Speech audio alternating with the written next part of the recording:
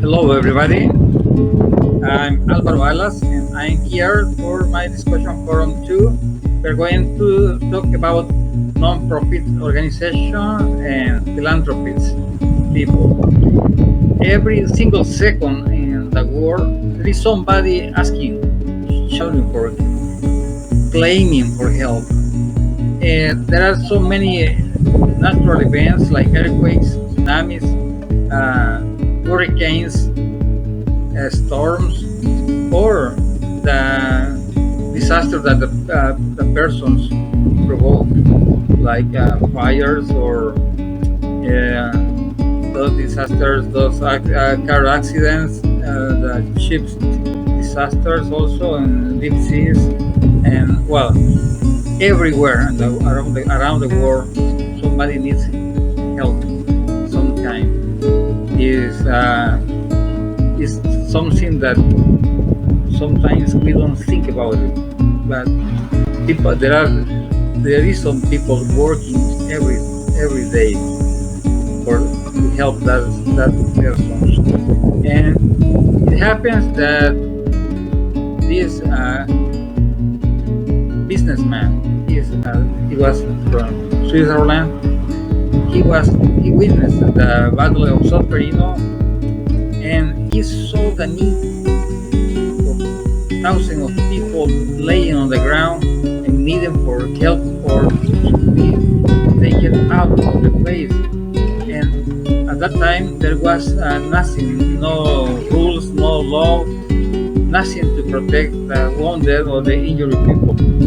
So he started not just putting his money on that, but he put all his time. He dedicated his life to found one of the largest organizations around the world, largest non-profit organization, by the way, and it's called the Red Cross. We have Red Cross all around the world. Here in El Salvador, we had the chance to participate or to help people during the Civil War, for example, I did it between 1983 to 1989, and it was a very hard time. We have accidents, car accidents, probably 30 or 35 daily. We have to attend all the conflict, also the shootings, people injured everywhere, all around the country. And beside that, we also have the 1986 October earthquake. That was another disaster that took a lot of effort and time to help people. You can see here, and you maybe think it's exciting, the uniform, the ambulance or the vehicles. Looks really nice, but this is not easy to do it. I mean, it takes a lot of training, a lot of preparation. You need to invest time, even your own money, and you need to move sometimes to places where there is no water, no food, there is no shelter. Well, it's really tough. But if you have the passion to help, you have that feeling that you really like, you really enjoy helping people, it works. I mean, it's really something that pay off, not with money, but it's for your own satisfaction. During the Civil War, we have a lot of chances to take people out of the places where they were in danger. Even we suffered some volunteers that were shot, ambulance destroyed. Well, was a really hard time, but we survived, thank God. We are here to tell the story.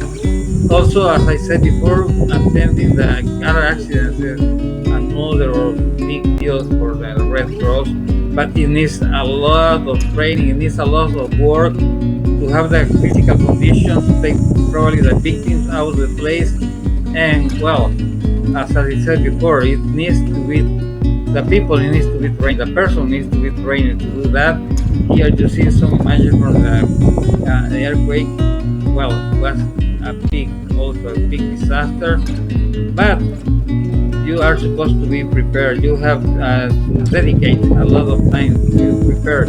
For example, I went to this kind of rescue training. We spent 18 months going every single weekend to the mountains all over El Salvador in order to train. Also, we or the lifeguards from the Red Cross also have to attend overflowed rivers or lakes emergency, or also, as you know, all the beaches they also cover that kind of events. As I said before, it takes training. You have to know the tactics, the techniques. You need a lot of preparation in order to get out alive from that, because if not, you become another victim. But that was the beautiful thing about this, that when you love it for when you do it for love, you really don't feel anything, don't feel the tired or the thirsty or the starving that you are. You only think how to help people. And this is a note that it was sent to firefighter headquarters after the 9/11 events in the United States. You all maybe know that probably, where the World Trade Center disaster, and says, "Thanks for running into the places everyone else runs away from." And that's true. And especially during the Civil War, you were able to see a lot of people running out of the places, and we were going into the places.